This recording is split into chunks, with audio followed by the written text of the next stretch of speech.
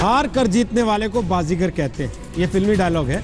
लेकिन कर्नाटक में लगता है कि जेडीएस और कांग्रेस बाजीगर बन जाएंगे। जेडीएस ने कांग्रेस का समर्थन का प्रस्ताव स्वीकार कर लिया है। कर्नाटक चुनाव की सबसे बड़ी खबर हम इस समय आपको दे रहे हैं। कांग्रेस ने जेडीएस को यह प्रस्ताव दिया था। अब इस प्रस्ताव को स्वीकार करने के बाद जेडीएस ने राज्यपाल से मिलने का समय मांग लिया है। अब देखना यह होगा कि क्या राज्यपाल बाजीगर बन जाते हैं, क्योंकि तय उन्हें करना होगा। वो सबसे बड़ी पार्टी को पहले सरकार बनाने का न्योता दें या सबसे बड़े गठबंधन को पहले सरकार बनाने के लिए बुलाएं, जैसा पिछले कुछ चुनाव में हुआ भी है। हमारे साथ मौसमी सिंह हैं और जानकारी लेकर सीधे मौसमी के पास चलते हैं अपडेट के लिए। मौसमी बताइए।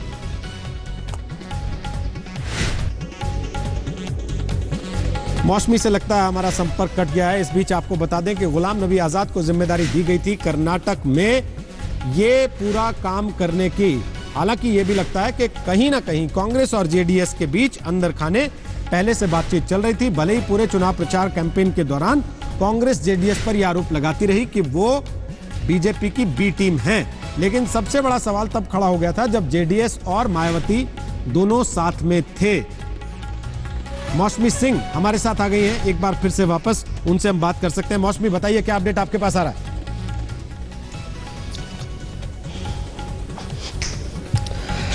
देखिए, हम आपको लेटेस्ट ब्रेकिंग अपडेट दे रहे हैं कि लगातार एचडी देवेगौड़ा जो है संपर्क बनाए हुए हैं कांग्रेस पार्टी से और लगातार गुलाम नबी आज़ाद साहब से उनकी बात हो रही है। 5:30 बजे का लगभग वक्त मिला है। ये भी तय हो गया कि कांग्रेस ने अपनी चिट्ठी गवर्नर को दे दी है और उधर से जेडीएस की चिट्ठी गवर्नर को पहुंचेगी। हमें ये पुष्टि मिली है कि गवर्नर को कांग्रेस पार्टी ने ये चिट्ठी दी है कि हम जेडीएस का समर्थन करेंगे, अनकंडीशनल सपोर्ट करेंगे। कोई डिप्टी सीएम या कितने मंत्री होंगे इसकी बात नहीं हुई है। जेडीएस के नेतृत्व में कांग्रेस पार्टी सरकार बनाएगी, उसको सपोर्ट करेगी। इस बात की पुष्टि कांग्रेस पार्टी ने कर दी है। ये हमें लेटेस्ट अपडेट मिल रही है और अभी लगातार एचडी देवेगौड़ा जो है वो गुलाम नबी आजाद साहब के संपर्क में है। क्राइसिस मैनेजर जो भेजा गया था वो दिल्ली से एक तरह से कहें तो संकट मोचक है या कांग्रेस आला कमान के दूत गुलाम नबी आजाद साहब हमारे साथ जुड़ रहे हैं। आजाद साहब, यहाँ पे छींटाकशी शुरू हो गई। भाजपा कह रही है कि आप एक तो नैतिकता के आधार पे कांग्रेस भाजपा का जो अधिकार बनता है सरकार बनाने का, क्योंकि वो सिंगल लार्जेस्ट पार्टी है और मैंडेट जो है बेसिकली वो भाजपा के पक्ष में है। बहुत अच्छा। जहां बीजेपी को कर्नाटक में नैतिकता याद आई, भारतीय जनता पार्टी को, अमित शाह जी को और उनके बड़े लीडरों को गोवा में नैतिकता नहीं याद आई थी, जहां कांग्रेस पार्टी लार्जेस्ट पार्टी थी। बीजेपी को मणिपुर नैतिकता याद नहीं आई थी, जहां कांग्रेस को लार्जेस्ट पॉलिटिकल पार्टी थी। बीजेपी को मेघालय में नैतिकता नहीं याद आई थी, जहां कांग्रेस लार्जेस्ट पार्टी थी, तो और उन्होंने सरकार बनवाई, तो यहां उनको नैतिकता याद आ गई। उन तीनों स्टेटों में, गोवा, मणिपुर और मेघालय में, Congress emerged as the single largest party। और फिर उसके बाद कैसे तोड़ जोड़ करके, मैं उन शब्दों का प्रयोग नहीं करना चाहता हूं टेलीविजन पे नेशनल कि किस तरह से उन्होंने सरकार बनाई, लेकिन Congress was the single largest party और यहां उनको आ गई। और let me tell you very clearly, यहां जब मैं खुद चीफ मिनिस्टर था, 2002 की बात करने वाला हूं मैं, तो single largest party was national conference. और जब गवर्नर के पास मैं गया, मेरी पार्टी दूसरी नंबर पे थी और पीडीपी तीसरे नंबर पे थी, तो गवर्नर ने कहा कि देखो मैं आपको ओथ नहीं दिला सकता हूं क्योंकि आप नंबर 2 हैं। हाँ, अगर नंबर 3 और नंबर 2 आप एक मिल जाते हो और मुझे लिख के देते हो, दोनों के ज्वाइंट स्टेटमेंट में आपको वो दिलाऊंगा। तो मैंने मुफ्ती साहब और अपने स्टेटमेंट दोनों मिलके गवर्नर को दे दिए, तो गवर्नर ने नेशनल कॉन्फ्रेंस को नहीं बुलाया। तो जी आजाद साहब, यहाँ पे बात इंपॉर्टेंट होती है, क्या आपकी तरफ से तो गया है लेटर, आप लोग ने चिट्ठी भेज दी और क्या जेडीएस ने चिट्ठी भेज दी? जेडीएस ने भी चिट्ठी भेजी और हम दोनों मिलकर गवर्नर को बता रहे हैं कि देखो हमारी मेजॉरिटी है, हमारी 10-12 सीटें दोनों मिलकर बीजेपी से ज्यादा हैं। बीजेपी 111 चाहिए इस वक्त, क्योंकि 3 जगहें खाली हैं, उनके पास 104 ही हैं और हमारे पास 117 हैं। जेडीएस कांग्रेस मिलाकर और 2 इंडिपेंडेंट मायावती जी के मिलाकर भी, जो प्री पोल अलायंस से मिलाकर हम 117 हैं और वो 104 हैं। तो 104 बड़ी होती है पार्टी की, 117 के नंबर बड़ा होता। तो हमारे पास मेजॉरिटी है और भारतीय जनता पार्टी के पास मेजॉरिटी नहीं है। और जहां तक सिंगल लार्जेस्ट पार्टी की बात है, सिंगल लार्जेस्ट पार्टी को गोवा के और गवर्नर ने ओथ नहीं दिलाई, मणिपुर के गवर्नर ने ओथ नहीं दिलाई, मेघालय के गवर्नर ने हमारी तीनों जगह कांग्रेस को नंबर 1 आया था उनको ओथ नहीं दिलाई। तो वहां बीजेपी को नैतिकता याद नहीं आई, कर्नाटक में नैतिकता आई। आजाद साहब रिटरेट कर रहे हैं। शशि जी हमारे साथ हैं यहाँ पर। शशि जी एक सवाल पूछना चाहते हैं, क्या टर्म्स ऑफ एग्रीमेंट हुए हैं जेडीएस के साथ, मौसमी क्या एग्रीमेंट हुई? सुन पा रही हैं अगर आप मुझे? एग्रीमेंट की बात नहीं है,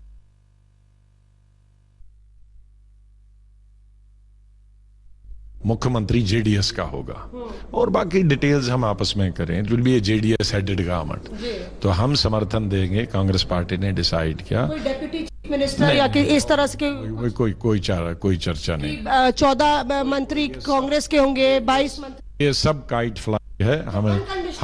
हमने कोई डिटेल वर्कआउट नहीं किया अभी तक। हमने अभी जो निर्णय लिया है जेडीएस और हमारे बीच में, और गवर्नर जी को भी हम यही लिख के ले रहे हैं कि चीफ मिनिस्टर उनका होगा। It will be A government headed by JDS और वो हमारे बीच में की बात की है। जब ओथ लेगा चीफ मिनिस्टर उस वक्त हम डिटेल वर्कआउट करेंगे। लेकिन कोई वर्कआउट अगर कोई कहता है कि ये सौदा है, वो सौदा हुआ है, ये इतने मंत्री इसके होंगे, सब झूठ है जी। तो बेसिकली अगर ये कहेंगे कि सेक्युलरिज्म के आधार पे आपने जो है जनता दल को भी, सेक्युलर को भी समझाया, सुना कि मायावती ने भी अपनी तरफ से बात की गौड़ा साहब से। मालूम किससे कहें, लेकिन जनता दल हमने देवी गौड़ा जी को प्रधानमंत्री में भी समर्थन दिया था। 96 में तो कांग्रेस के समर्थन वो प्रधानमंत्री बने थे, तो कोई नई बात नहीं है। और यहाँ भी बीच में हमारे बीच में एक दूसरे के समर्थन से चीफ मिनिस्टर बने हैं, हमारे और उनके चीफ मिनिस्टर भी एक दूसरे के समर्थन। हम ये कहेंगे कि एक सोच है, लाइक माइंडेड पार्टीज हैं और ये पहली दफा नहीं है बल्कि ये दूसरी, तीसरी, चौथी दफा होगा जब हमने प्रधानमंत्री के वक्त उनको समर्थन दिया था, फिर चीफ मिनिस्टर के वक्त उन्होंने समर्थन दिया, फिर उनका मुख्यमंत्री बना, हमने समर्थन दिया। तो ये कोई नई बात नहीं है। हम दोनों के जब भी कोई राष्ट्रीय हित की बात होती है या स्टेट के हित की बात होती है, हम एक दूसरे को समर्थन करते हैं। क्राइसिस मैनेजर हैं शशि जी, आप अपना सवाल पूछिए, क्या पूछना चाह रहे थे? मेरे 2 सवाल हैं मौसमी से। पहला सवाल ये कि अभी ये कह रहे हैं कि भाजपा ने ऐसा किया इसलिए हमें ये ऐसा कर रहे हैं, तो सवाल क्यों उठा रहे हैं? मेरा ये कहना है कि अगर ये सवाल पहले उठा रहे थे भाजपा की करतूत पर, तो आज ये वो काम क्यों कर रहे हैं? नंबर 1। नंबर 2, अगर आज ये समर्थन दे रहे हैं तो क्या 2019 का चुनाव भी साथ मिलकर लड़ेंगे? बिल्कुल। आजाद साहब, ये पूछा जा रहा है कि क्या जो भाजपा ने गलत किया, आप मणिपुर और गोवा में भाजपा ने जो किया वो गलत था, तो क्यों आप उन्हीं का किया जो है दोहरा रहे हैं? क्या वो गलत नहीं है नैतिकता के आधार पे? मैंने जो हम कर रहे हैं मैंने जो बताया आपको वो जम्मू कश्मीर की मैंने मिसाल दी कि सिंगल लार्जेस्ट पार्टी के पास अगर बहुमत नहीं है और 2 दूसरी पार्टियां मिलकर अगर बहुमत सिद्ध करती है तो उनको बनना चाहिए। मैं सिर्फ नैतिकता की बात याद उनको, क्योंकि आपने मुझे बताया कि बीजेपी कहती है कि कांग्रेस पास नैतिकता नहीं है, तो उनको और गोवा में हुआ वो नैतिकता के लिए याद दिलाया। लेकिन मैंने कॉन्स्टिट्यूशनल पोजीशन जम्मू कश्मीर की कोर्ट की कि जब मुझे 2002 ने गवर्नर ने नंबर 2 पार्टी रिफ्यूज किया था, उन्होंने कहा था मैं नंबर 1 को बुलाऊंगा, लेकिन गवर्नर ने साथ ही मुझे यह भी नंबर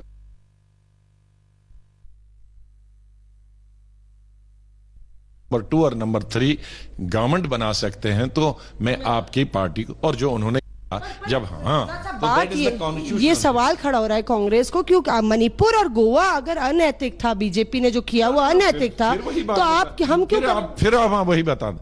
मैं वो जवाब है मेरा बीजेपी वाले जब हम कहते हैं अनएथिकल, तो मैंने कहा था जब वो करते थे अनएथिकल था, नहीं तो हमको क्यों अनएथिकल। लेकिन जो दूसरी और तीसरी पार्टी मिलके हम कर रहे हैं, मैं आपको वो कॉन्स्टिट्यूशनल पोजीशन जेएंडके की बता रहा हूं कि जहां गवर्नर ने, और वो हमारा गवर्नर नहीं था, let me tell you, I think वो हमारे बीजेपी समर्थन गवर्नर ही थे उस वक्त के, तो उन्होंने मुझे ये बताया है कि भाई अगर नंबर 2 और नंबर 3 मुझे लिख के दें और उनका नंबर बनता है, मैं उसको दिलाऊंगा। तो यहाँ आपके आंकड़े बन रहे हैं आज। हम यहाँ नंबर 2 और नंबर 3 मिलकर हम 117 बनते हैं और बीजेपी 104 बनती है। So this is a constitutional position I am telling you. तो संवैधानिक आधार आजाद साहब बता रहे। दूसरा सवाल, ये बड़ा सवाल है कि क्या ये बेंगलुरु का कर्नाटक का किला फतेह करके, यानी कि बोले कि ये 2019 तक ये गठबंधन आगे चलेगा और 2019 की भी बिल्कुल हम जो डिटेल्स वर्कआउट कर रहे हैं जेडीएस के साथ गवर्नमेंट बनाने के बाद, हम पूरे 5 साल के लिए, हम बीच में नहीं चाहते हैं कि तोड़ दें, हमारा पूरा 5 साल सरकार चले, ऐसा अरेंजमेंट करेंगे। नहीं, ये भी है कि क्या 2019 की जो लोकसभा साल में ही तो 2019 भी आता है। 5 साल तो 2000 के बियॉन्ड 4 साल और जाता है। हम सिर्फ जो अरेंजमेंट होगा वो हमारा सिर्फ 1 साल के तक नहीं होगा ना, नहीं होगा, वो हमारा अरेंजमेंट पूरे 5 साल के लिए होगा। हम ये माने कि कर्नाटक से बाहर भी होगा। जाहिर है अब कर्नाटक से बाहर तो हमारे दूसरे राजनीतिक दल हैं और हमारे पूरा प्रयास रहेगा कि कर्नाटक से बाहर भी जो राजनीतिक दल हैं जो एक ही सोच के हैं, और जेडीएस के साथ क्या 2019 का चुनाव आप यहाँ पे लड़ेंगे कर्नाटक में लोकसभा? जब सरकार इकट्ठे होगी तो अलग अलग थोड़ी लड़ेंगे। जब सर भी खाका तैयार हुआ है? नहीं, अभी कोई खाका नहीं, अभी तो प्रेजेंट जो सिचुएशन है उसको डील करने के लिए बनाया गया है। जाहिर है जब ये हमारी कोलिशन गवर्नमेंट होगी, कांग्रेस के समर्थन से गवर्नमेंट होगी, तो जाहिर है हम एक दूसरे के खिलाफ थोड़ी इलेक्शन लड़ेंगे। बहुत बड़ी बात कह रहे हैं आजाद साहब। दूसरी बात, आजाद साहब आपका काफी अच्छा रिलेशन रहा है देवेगौड़ा साहब के साथ, पुराना रिश्ता रहा है। जाहिर है बीजेपी एड़ी चोटी का जोर लगा रही है। उसने कहा कि हम सरकार बनाएंगे और तमाम ऑब्जर्वर्स को भी पैराशूट किया जा रहा है बीजेपी के यहाँ पे बैंगलोर। बीजेपी से मेरी एक बड़ी शिकायत, मुझे इनसे ये शिकायत नहीं है कि माननीय प्रधानमंत्री जी कितनी पब्लिक मीटिंग करता है, अमित शाह जी कितनी पब्लिक मीटिंग करते हैं, पूरे भारत का केंद्रीय मंत्रिमंडल यहाँ रह जाता है और जो जिम्मेदारी जिसके लिए वो चुने गए हैं वो पूरी नहीं करते हैं। मुझे इससे शिकायत नहीं है कि पूरे भारतीय जनता पार्टी के मुख्यमंत्री अपना अपना राज्य छोड़कर यहाँ बैठते हैं। हाँ, अपने लोगों की सेवा उनको करनी चाहिए थी, वो सेवा नहीं कर रहे हैं, लेकिन बीजेपी की सेवा कर रहे हैं, वो तो उनकी नैतिकता पर मैं छोड़ देता हूँ। लेकिन शिकायत यह है कि एक दफा इलेक्शन हो कैंडिडेट हो गए, उसके बाद भी 30 एमएलएज पर उन्होंने रेड किया इलेक्शन की डराने के लिए। ये आज तक भारत के इतिहास में कुछ नहीं होता कि इलेक्शन के दौरान, कैंपेन के दौरान और पोलिंग के एक दिन पहले भी सिटिंग मिनिस्टर्स की वो रेड करते हैं। काफी सिटिंग मिनिस्टर्स हारे भी हैं आजाद साहब। क्या आप कह रहे हैं कि इंटिमिडेशन टैक्टिक्स थी? हारने की बात नहीं है, ये इलेक्शन में इस तरह से रूलिंग पार्टी कभी सेंट्रल, एक सवाल और है शशि जी का, अपने अपोनेंट्स को मिलिया मेड डिसमिनेट करने की कोशिश करते हैं। आप उनको रात को इनकम टैक्स करते हैं और दूसरे दिन वोट होता है। आप 3 दिन पहले उनको इनकम टैक्स से रेड करते हैं। आपने 5 साल इनकम टैक्स का रेड क्यों नहीं किया था? आज क्यों आप इलेक्शन में उनका कैंडिडेट्स को, अपने अपोनेंट्स को रेड करते हैं? और अभी भी इसके बाद भी हमारे अनाउंसमेंट के बाद जो आर्म ट्विस्टिंग शुरू की है, सवाल रह गया है, जरूर सवाल बनेगा और हो सकता है वो अपने आप सीन में आ जाए अगर वाकई राज्यपाल उनको न्योता ना दे करके ये कहें कि हम सबसे बड़ी पार्टी को बुलाना चाहते हैं न्योता देने के लिए, जो कि संवैधानिक प्रक्रिया है। हम एक बहुत छोटा सा ब्रेक लेके वापस आ रहे हैं। गुलाम नबी आजाद ने बड़ी बातें कही हैं। उन्होंने कहा कि कोई शर्तें नहीं रखी गई, बिना शर्त के हमने समर्थन दिया है। जेडीएस की सरकार बन रही है, हम उसको समर्थन दे रहे हैं, जेडीएस का मुख्यमंत्री होगा। इसके अलावा हमने किसी बात पर कोई सहमति फिलहाल नहीं बनाई है। और दूसरी बड़ी चीज उन्होंने कहा, गठबंधन 5 साल के लिए है, उसमें 2019 भी आता है। लव विदाउट कंडीशन आप कह रहे हैं। तो ब्रेक के बाद एक बार फिर आपका स्वागत है। कर्नाटक में मामला फंस गया। 105 सीट पर बीजेपी इस समय बढ़त दिखा रही है। कुल मिलाकर 115 सीटें होती हैं जेडीएस और कांग्रेस की।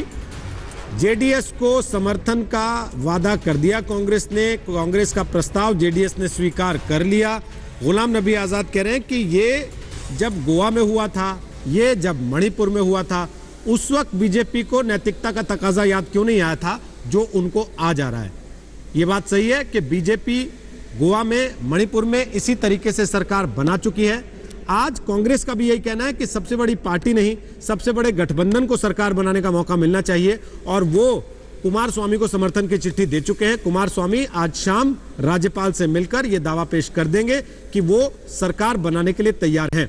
हालांकि खबर बीजेपी के खेमे से भी यही है कि येदियुरप्पा भी सबसे बड़ी पार्टी होने के नाते सरकार बनाने का दावा पेश करेंगे, राज्यपाल से मिलेंगे और कहेंगे कि उन्हें ही सरकार बनाने का न्योता मिलना चाहिए। बीजेपी की कोशिश ये रहेगी कि कम से कम फ्लोर पर बहुमत साबित तक करने तक का समय उनको 2-3 हफ्ते का मिल जाए ताकि कुछ आंकड़े का जुगाड़ किया जा सके। ये एक बड़ी चीज है इस समय पर।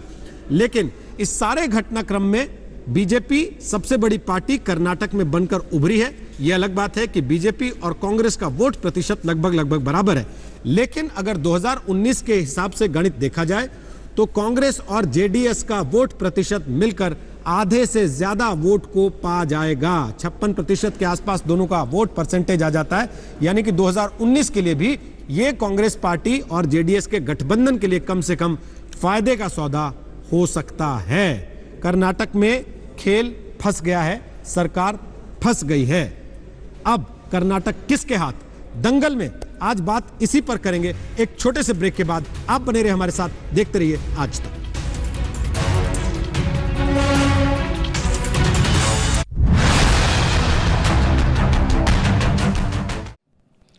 लेटेस्ट खबरों के लिए यूं ही देखते रहिए आज तक और इस वीडियो के पसंद आने पर लाइक, शेयर एंड सब्सक्राइब करना ना भूलें।